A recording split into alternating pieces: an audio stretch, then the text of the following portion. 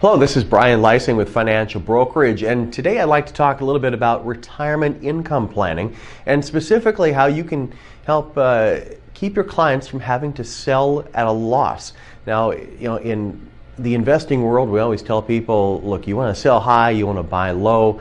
In some cases, if you're selling low, which is exactly what you don't want to do, you're selling at a loss. So we want to avoid that. And in the context of retirement planning, that's commonplace. We're aware of that.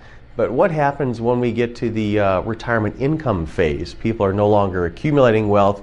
They're using that money to live off of.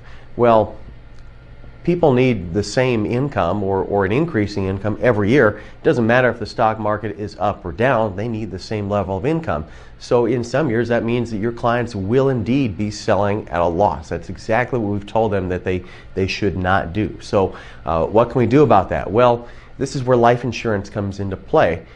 We can give them an alternative source in those years. And let me give you an example of how that might work. This comes from one of our insurance companies here at Financial Brokerage.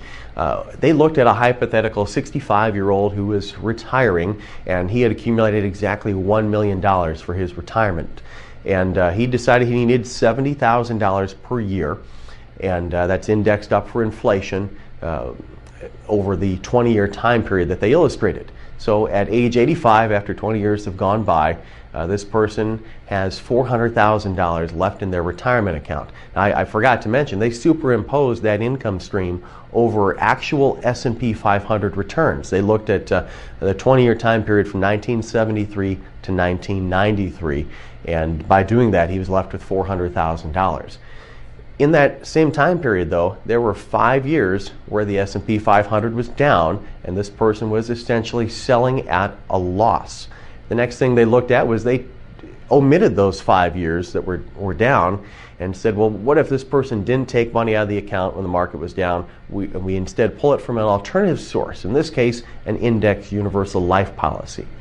Well, by not having to sell at a loss, instead of only $400,000, this client now is left with $3.2 million. That's a $2.7 million increase just by avoiding selling at a loss in only 5 years.